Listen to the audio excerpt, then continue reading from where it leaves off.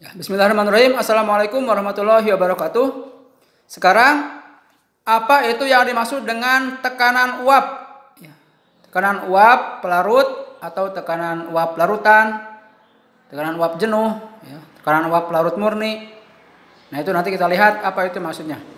Yang pertama, apa itu maksud dari tekanan uap? Ya, tekanan uap. Misal ini kita punya cairan, ya, ini adalah air murni, ya, ini air murni. Nah, air murni kalau dibiarkan maka dia pasti akan menguap, ya. Jadi di atas permukaan air ini, nah, di ruang yang kosong ini pasti akan ada uap air, ya. Jadi air ini yang di bawah cairan, nah, di atasnya itu pasti akan ada air yang menguap. Jadi di atas ini akan ada uap, ya. Nah, kemudian inilah yang dimaksud dengan uap, ya, gas yang di atas permukaan cairan ini, uapnya ini. Nah, maka gas yang ini pasti punya tekanan, karena setiap gas ketika berada di dalam sebuah wadah pasti dia punya tekanan, ya.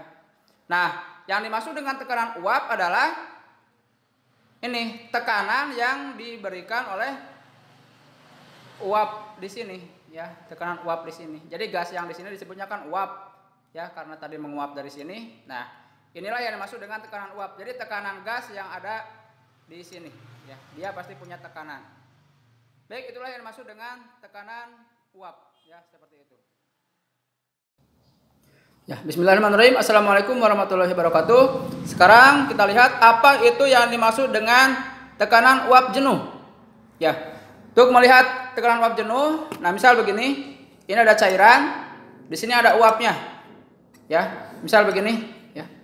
Nah, ketika kita punya cairan di sini, maka berarti di sini ada uap air ini, ya. Ini misalnya air, maka di sini ada uap airnya. Untuk memahami konsep tekanan jenuh, maka ini wadah harus tertutup. Maka kita tutup dulu, ya, tutup. Nah, misal gini, ini ada air. Nah, ketika seperti ini, kita misalnya simpan, ya. Nah, maka akan ada dari air ini yang menguap, ya, terus menguap, ya, terus menguap. Nah, sampai pada keadaan di mana nanti jumlah uap di sini sudah maksimal, ya. Jadi maksimal, ya, jumlahnya segitu. Jadi nggak bisa lagi bertambah jumlah uap air yang ada di sini. Kalau misalnya ini baru, ya, ini baru air masukkan. Nah, kita baru tutup. Nah, ini secara mikroskopis pasti akan ada air dari cairan ini yang menguap, ya, walaupun tidak terlihat. Nah, ini ada cairan yang menguap. Nah, kalau ini dibiarkan lama terus menerus, biarkan beberapa saat, maka akan sampai pada keadaan di mana jumlah uap air yang di sini tidak akan bertambah lagi. Nah, itulah yang dimaksud dengan tekanan uap jenuh. Artinya uap jenuh di sana adalah, ya, inilah jumlah uap yang ada di sini maksimalnya adalah sejumlah itu, ya. Jadi itu maksud istilah tekanan uap jenuh. Jadi tekanan uap kalau misalnya kita udah biarkan ini tertutup, dibiarkan lama kelamaan, nah, sampai dia tidak bisa berubah lagi, jumlah uapnya sudah maksimal. Nah, itulah yang dimaksud dengan tekanan uap jenuh, ya. Sekarang apa itu yang dimaksud dengan tekanan uap pelarut murni yang dilambangkan dengan P0, ya, tekanan uap pelarut murni P0. Apa itu maksudnya? Maksudnya adalah tekanan uap dari pelarut murni. Maksudnya pelarut murni ini, misalnya ini air murni pelarut yang belum ditambahkan dengan zat terlarut, ya. Jadi maksud dengan pelarut murni artinya pelarutnya saja, belum ditambahkan dengan zat terlarutnya, ya. Nah, ini air murni, ini belum ditambahkan apa-apa. Nah, maka nanti inilah yang dimaksud dengan tekanan uap pelarut murni, ya. Jadi uap yang ada di sini ini adalah tekanan uap pelarut murni. Kenapa disebut murni? Karena, ya, pelarutnya belum ditambahkan zat lain, makanya disebut pelarut murni, ya. Inilah yang dimaksud dengan P0, ya, atau tekanan uap jenuh pelarut murni. Ya, apa maksudnya? Yang tadi, ya. Jadi ketika ini punya air murni, dibiarkan lama kelamaan, ya, sampai dia stabil, tidak ada perubahan lagi, jumlah uapnya sudah maksimal. Nah, maka ini disebut dengan istilah tekanan uap jenuh pelarut murni ya, nantinya seperti itu. Itu yang dimaksud dengan tekanan uap pelarut murni. Sekarang apa yang dimaksud dengan tekanan uap larutan? Nah, kalau misalnya ini adalah air murni, kemudian ke dalam air ini kita tambahkan zat terlarut. Kita tambahkan misal garam dapur NaCl ya. Natrium klorida, sodium klorida, natrium klorida. Nah, misal kita tambahkan nah ini ya.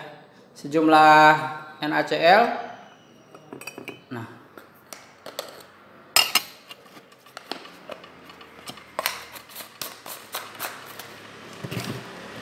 Ya, misal ini kita kemudian dilarutkan ya. Ini buat gambaran. Nah, ini sampai terlarut. Jadi ini adalah sudah larutan NaCl ya. Larutan NaCl. Nah, udah misalnya kita biarkan seperti ini. Nah, di sini pasti ada tekanan uap air ya. Jadi tetap yang mudah menguapkan di sini air. Kalau NaCl-nya kan ini non volatil, NaCl-nya tidak menguap ya. Maka NaCl-nya tetap berada di dalam air ini. Yang menguap di sini hanya air saja ya. Jadi air yang menguap seperti ini. Nah, yang dimaksud dengan tekanan uap larutan adalah ya ini. Tekanan uap air ini yang mana ini sudah ditambahkan, si airnya sudah ditambahkan zat terlarut tadi ya. Nah, ini disebutnya adalah sekarang ini disebutnya istilahnya tekanan uap larutan. Jangan disebut lagi tekanan uap larut murni karena si airnya sudah ditambahkan zat terlarut ya. Nah, ini. Jadi inilah istilah yang dimaksud dengan tekanan uap larutan. Nah, ini. Jadi sekarang kalau dia sudah stabil, sudah seperti ini lagi. Nah, sudah tidak ada lagi uap yang bertambah, maka ini adalah istilahnya adalah tekanan uap jenuh larutan ya, atau bisa cukup tekanan uap larutan. Nah, inilah ya tekanan gas yang ada di area sini ya. Baik, itu yang bisa diterangkan tentang apa itu tekanan uap, apa itu tekanan uap jenuh, apa itu tekanan uap pelarut murni, apa itu tekanan uap larutan ya. Dan tadi apa itu zat volatil, apa itu zat non volatil. Mudah-mudahan bermanfaat bagi teman-teman ya. Wassalamualaikum warahmatullahi wabarakatuh.